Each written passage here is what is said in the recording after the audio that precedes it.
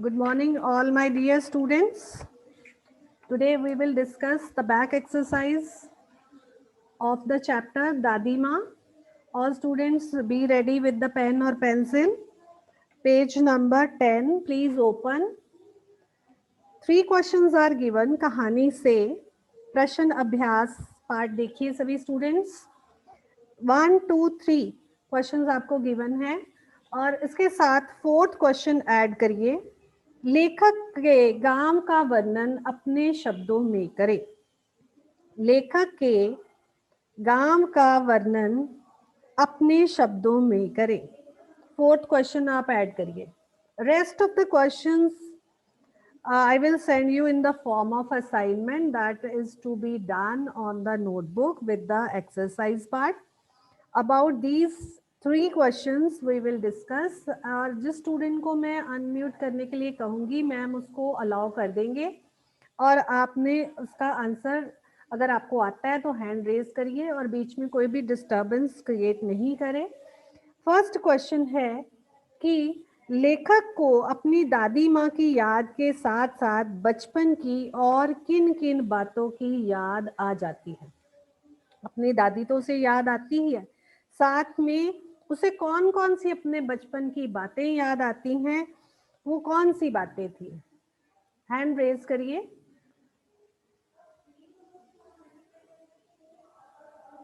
अगर आपने चैप्टर पढ़ा है तो आपको पता होगा कि उसको अपने बचपने की कौन कौन सी बातें याद आती हैं। नहीं तो फिर मैं पूछूंगी, अगर आप हैंड नहीं रेज कर रहे हो तो मैं पूछूंगी answer. Anureet Kaur, can you give the answer? Unmute करिए बेटे अपने आप को। अनुरीत,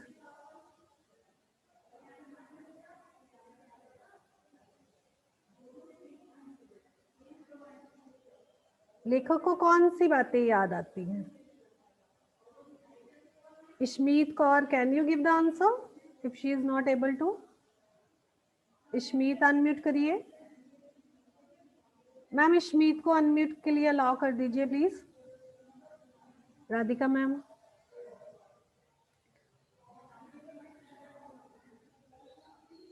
yes ma'am, just a minute ma'am, इसको बोलो हैंड रेज करे, नेम दोबारा बोलना मैम। इशमीत, इशमीत,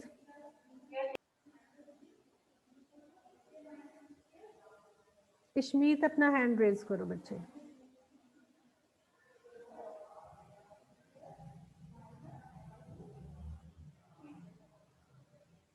हाँ जी, कौन कौन सी बातों की याद आती है? Be quick, be attentive and active in the class, all the students.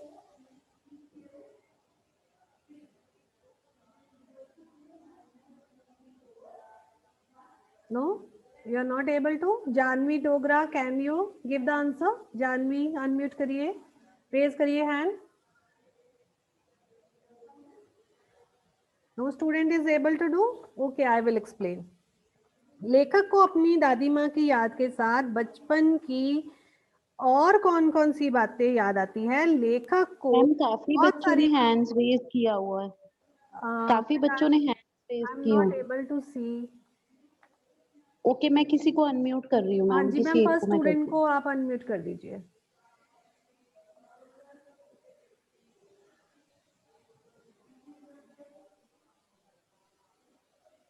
Good morning ma'am. Okay, good morning, start करिए बेटे।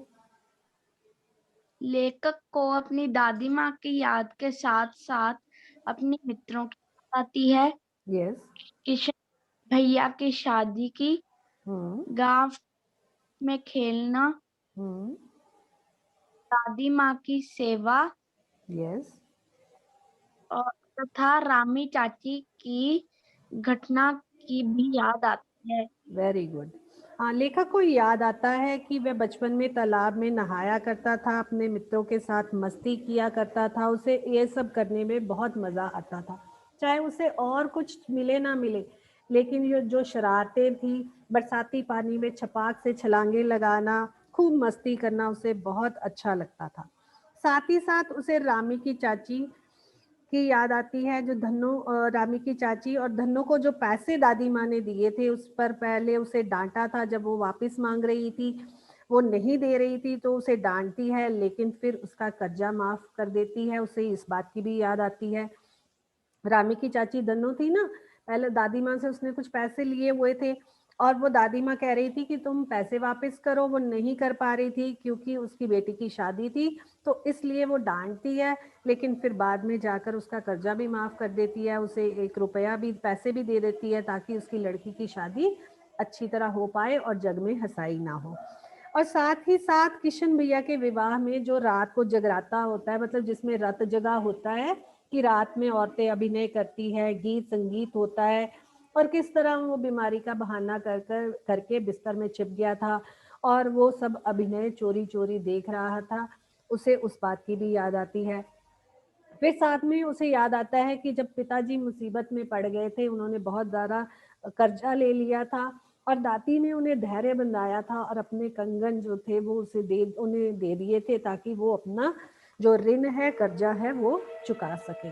तो इस तरह लेखक को बहुत सारी बातें याद आती हैं। I hope it is clear to all. Next second question, दादा की मृत्यु के बाद लेखक के घर की आर्थिक स्थिति क्यों खराब हो गई थी? यस, आर्थिक स्थिति क्यों खराब हो गई थी? मतलब आर्थिक स्थिति होता है कि पैसे की कमी। मृदुल गिव आंसर, क्यों खराब हुई थी?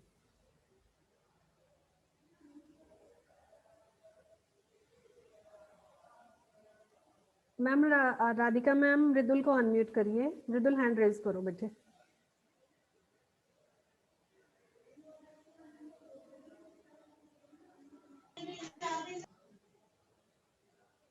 मृदुल,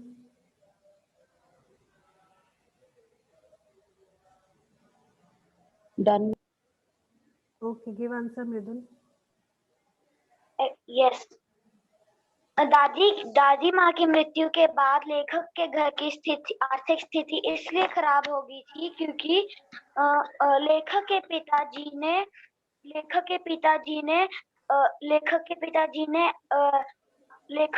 ने जुए के खेल में अपना सारा पैसा नष्ट कर डाला था। नहीं बेटे, नो, जुए का खेल तो नहीं था, आप गलत आंसर बता रहे हो। घर की आर्थिक स्थिति क्यों बिगड़ती है? क्योंकि दादा की मृत्यु हो गई थी और दादा की मृत्यु जब हुई तो उनके श्राद्ध में पिताजी ने बहुत सारा धन जो था वो कर्जा लेकर खर्च किया था। दादी ने लाख मना किया था कि कोई ज़रूरत नहीं है दिखावा करने की या कुछ ज़्यादा खर्च करने की, परंतु उसके बावजूद भी पिताजी ने बहुत सारा धन खर्च कर दिया था और वे कर्ज में डूब गए थे, उन पर ऋण चढ़ गया था और जो थी वो घर के हालात अब खराब हो गए थे, धन में सारा धन तो उसमें ही श्राद्ध में ही खर्च हो गया था, इसलिए घर की आर्थिक स्थिति बिगड़ जाती है। Right, this is the answer. दादी माँ के स्वभाव का कौन सा पक्ष आपको सबसे अच्छा लगा और क्यों? इसमें आप अपने विचार बता सकते हो, अपने मन के भाव बता सकते हो कि कौन सा पक्ष जो है वो दादी माँ का आपको सबसे अच्छा लगा कहानी को पढ़ने के बाद। यस, जिज्ञासा अनम्यूट करिए बेटे अपने आप को। जिज्ञासा, गिव आंसर। किसी की भी टर्न आ सकती है, बी अटेंटिव। अगर नहीं भी आता कोई बात नहीं बच्चे, आपको ट्राई करना चाहिए, सबकी टर्न आएगी।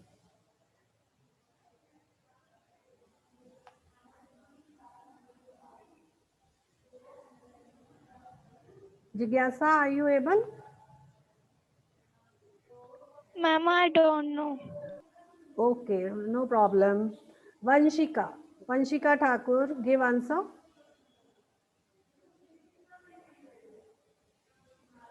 पहले तो अपनी वीडियोस ऑन करिए बच्चे। I am not able to see your faces because still we have not met once. Shipra, can you give? You are raising your hand. Shipra को अनम्यूट कर दीजिए मैम। शिप्रा अनम्यूट करिए। यस बेटा। दादी माँ का स्वभाव बहुत दयालु है। उनके स्वभाव का ये पक्ष सबसे अच्छा है, वो घर के सदस्यों से लेकर गरीबों तक की सहायता करने में पीछे नहीं हटती।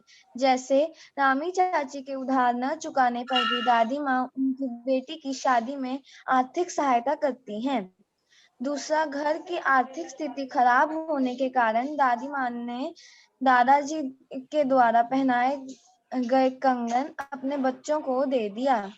हाँ, वेरी गुड। वह अपने घर वालों के अतिरिक्त गांव में सभी की मदद करती थी। कोई बीमार होता था तो जाकर उनकी सेवा करती थी, दवा देती थी, समय समय पर जरूरतमंदों को धन से भी मदद किया करती थी, पैसे भी देती थी। उसका बहुत बड़ा उदाहरण था रामी की चाची का। पहले तो वह उसे डांटती है और बाद में फिर उसका कर्जा भी माफ कर देती है। तो ये पक्ष दादी माँ का जो स्वभाव था। फिर उसके बाद वो पिताजी की भी मदद करती है, पिताजी का भी को भी धन से अपने कंगन देकर उनका जो कर्जा उनके द्वारा लिया गया था वो भी सब चुका देती है। तो ये जो उनका मदद करने का स्वभाव था, परोपकार की भावना थी, ये पक्ष लेखक को बहुत अधिक अच्छा लगा था कि हर समय वह दूसरों की खुले दिल से मदद करती हैं, कभी भी किसी की मदद करने से वो पीछे नहीं हटती है। So Shipra, well done. So next fourth question which you have added, please we will discuss about it. लेखक के गांव का वर्णन कीजिए। हाँ जी, पूरे पाठ में गांव के बारे में जो जो बातें आपको पता चली हैं उसके बारे में आपने वर्णन करना है। यस, पूरे गांव के बारे में जो जो बातें आपको पता चली हैं चैप्टर में, गांव के बारे में बहुत सारी बातें हैं। मान्या, अनम्यूट करिए, you are raising the hand. Manya को अनम्यूट कर दीजिए मैम। लेखक के गांव में कवार के महीने में लेखक के गांव के आसपास पानी भर जाता था। तब वहां बच्चे खेला करते थे। हाँ, तालाब था वहां पर, वो दूर जाकर मस्ती से किया करते थे। Yes, good. सूरज की गर्मी में खौलते हुए पानी में सड़कर एक विचित्र सी गंध भी वहां रहा करती थी। रास्ते में कीचड़ भी सूख जाता था। गांव के लड़के किनारों पर झाग भरे जलाशयों में धमाके से कूद रहे थे। हाँ, तालाब में कूदते थे। और साथ साथ बेटे हमने सारी बातें लेनी है कि रत जगह भी होता था जिसमें कि औरतें गीत संगीत करती थी, अभिनय करती थी, औरतें मिलकर गाना बजाना किया करती थी। विवाह समारोह में लोग इकट्ठे होते थे, मिलजुल कर मनाते थे। और भी साथ ही साथ गांव के बारे में यह भी पता चलता है कि कोई बीमारी हो या शादी हो, कोई श्राद्ध हो या कोई धार्मिक समारोह हो तो उस समय लोग कर्जा भी लिया करते थे, ऋण लेकर वे सब चीजें करते थे। तो कर्जा लेने की भी प्रथा थी। तो इस तरह से बहुत सारी और भी बातें हैं, अदर देन दीज भी आप लिख सकते हो। जो भी बात आपको पता चलती है गांव के बारे में चैप्टर में से, आप इस क्वेश्चन को 5 या 6 लाइंस में लिखोगे। ऐड कर लीजिए साथ ही साथ कि राइट इन 5 to 6 लाइंस। एक डिटेल क्वेश्चन आपका बन जाएगा और आपको ये भी पता चल जाएगा कि चैप्टर में गांव के बारे में मुख्यतः क्या क्या बातें बताई गई हैं। आप एक बार चैप्टर को रीड करिए और फिर अपने अनुसार, अपनी भाषा में, अपने विचारों में उसे अपने शब्दों में लिखिए। Clear to you? I think it is clear. The one assignment I will share with you people. Next, I am going to start the grammar topic. निकाल लीजिए। सबसे पहले विलोम शब्द निकाल लीजिए।